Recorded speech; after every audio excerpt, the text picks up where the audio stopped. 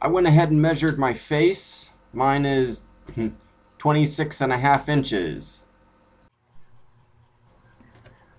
Alright, first you're going to start with a material that has a high thread count, such as sheets, handkerchief, bandana, or button-down shirt.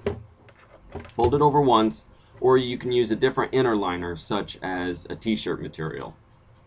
This is a bit hard to see because of the black trim, but it is 8.5 inches by 4.5 inches and 5.5 inches in the middle, with each earpiece being 7.25 inches long.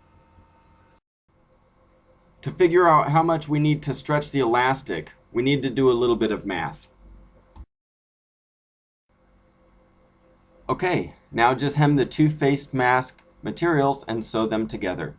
Next, from 1/4 inch elastic, stretch 6 inches along the bottom of the mask and sew it. Allow 7.25 of loose elastic for the ear, then sew another 6-inch portion stretched along the top of the mask. Finish by allowing another 7.25 inches for the other ear and sewing it back to the bottom. Thank you.